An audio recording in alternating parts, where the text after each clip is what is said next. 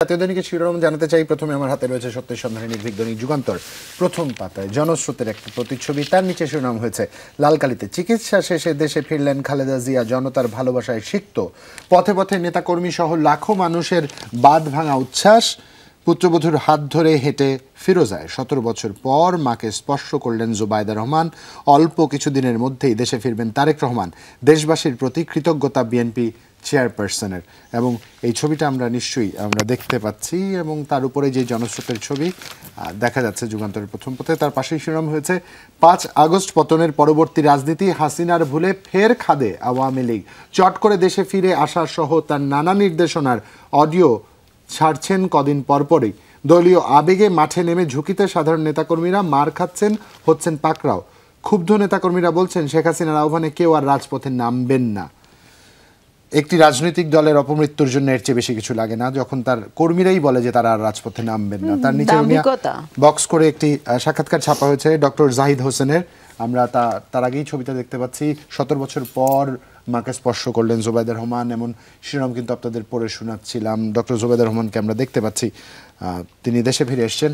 প্রথম পাতায় বক্স করে একটি সাক্ষাৎকার ছাপা হয়েছে ডক্টর জাহিদ হোসেনের। উচ্চাভিলাষী নয়, অর্থায়নযোগ্য বাজেট প্রয়োজন, বাজেট ভাবনা 2025-26 প্রসঙ্গ। এবং বিতর্কিত 9টি ধারা বাতিল, মামলাও খারিজ, সাইবার সুরক্ষা অধ্যাদেশ অনুমোদন। আপসহীন নেত্রীর প্রত্যাবর্তন, উজ্জীবিত জাতীয় রাজনীতি, বেগম খালেদা জিয়ার ফিরে আসা দেশের গণতন্ত্রের উত্তরণের পথকে আরও সহজ করবে, মির্জা ফখরুলের বরাতে এটি ছাপা হয়েছে। এবং প্রাদেশিক সরকার প্রতিষ্ঠায় দ্বিমত এনসিপির, জাতীয় ঐক্যমত্য কমিশনের সঙ্গে বৈঠক। প্রস্তুত হচ্ছে খালেদা জিয়ার জন্য এখন আওয়ামী লীগ নেতাদের বিশেষ কারাগার চালু হচ্ছে 15 মে। সেই সাথে যুগান্তর তাদের অনলাইন পাঠকদের প্রশ্ন করেছিল। বাংলাদেশে নিযুক্ত ইউরোপিয়ান ইউনিয়ন রাষ্ট্রদূত মাইকেল মিলার বলেছেন, নির্বাচনের আগে প্রয়োজন সংস্কারগুলো সম্পন্ন করা।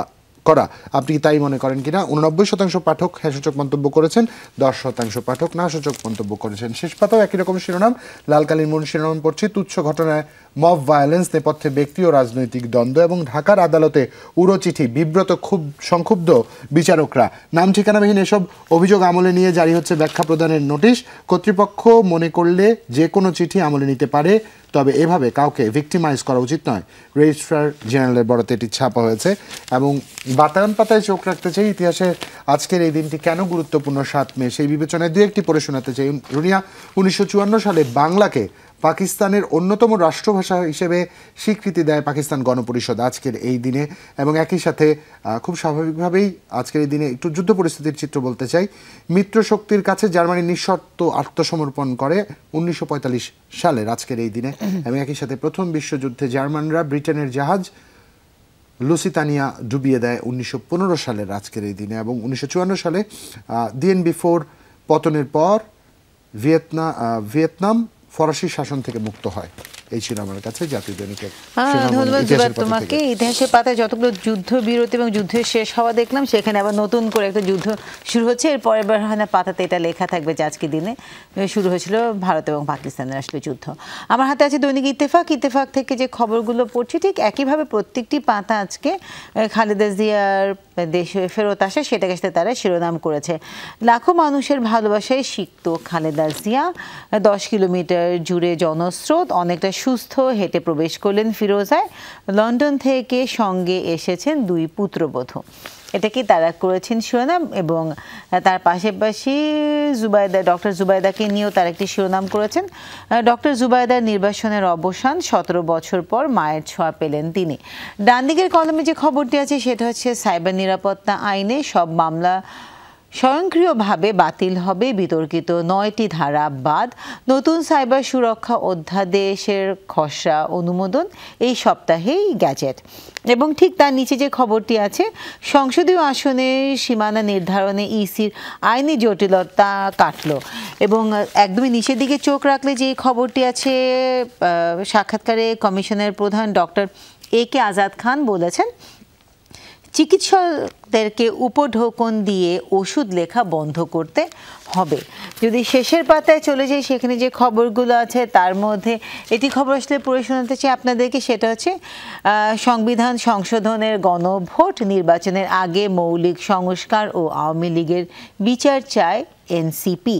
এই ছিল আমার হাতে দৈনিক ইত্তেফাক থেকে বেশ কিছু শিরোনাম। ধন্যবাদ রুনিয়াকে। বণিক বার্তার একটি সংখ্যা আমার হাতে রয়েছে, প্রথম পাতায় মূল শিরোনাম পড়তে চাই। উদ্ভট পরিসংখ্যানের পিঠে চড়েছে দেশের অর্থনীতি। 2018 সালে জিডিপি প্রবৃদ্ধি 7.3% হলেও বাড়েনি বিদ্যুতের ভোগ, যেখানে তুলনামূলক একটি চিত্র তুলে ধরা হয়েছে সাল ক্রমানুযায়ী, যথাক্রমে 16 থেকে শুরু করে 2024 পর্যন্ত, এবং বিদ্যুৎ ব্যবহারের প্রবৃদ্ধি যেখানে 4.3 থেকে শুধু 18তে কমে -0.44 ঋণাত্মক একটি মান দেখেছে, এবং 2024-এ 8.31, এবং জিডিপি প্রবৃদ্ধি 2016-তে ছিল 7.1, যা ধারাবাহিক ক্রমে 2024-এ এসে 4.2-এ ঠেকেছে। এর মধ্যে সর্বোচ্চ ছিল 2019-এ 7.9।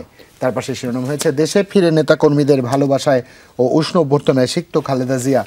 সেই সাথে আরকান আর্মির সঙ্গে যোগাযোগ প্রসঙ্গে কে কি বলল যায় আসে না, জাতীয় নিরাপত্তা উপদেষ্টার বরাতে এটি ছাপা হয়েছে, এবং উপাচার্যের অবসরের দাবিতে বরিশাল বিশ্ববিদ্যালয়ের প্রশাসনিক ভবনের তালা। এই ছিল বণিক বার্তার প্রথম পাতায়। ধন্যবাদ জুবাইর তোমাকে। আমার হাতে আছে কালবেলা থেকে যে খবরগুলো পড়ে শোনাচ্ছি ঠিক একইভাবে তারা খালেদা জিয়াকে ঘিরে শিরোনাম করেছে।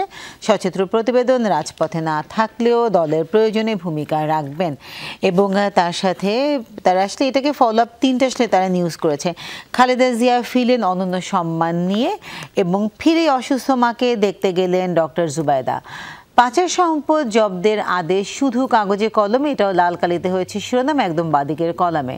অর্থ পাচারকে ঘিরে তারা করেছেন এই রিপোর্টটি। পাচার সম্পদ ফেরাতে শিগগিরই 10 থেকে 12টি দেশের সঙ্গে চুক্তি, দুর্নীতিবাজদের বিষয় সজাগ করতে বিভিন্ন দেশে MLR চিঠিতে জব্দের আদেশ, এবং তার পাশাপাশি কেন্দ্রীয় ব্যাংকের আশায় ডিসেম্বরের মধ্যে পাচারের কিছু টাকা সম্পদ দেশে আসবে।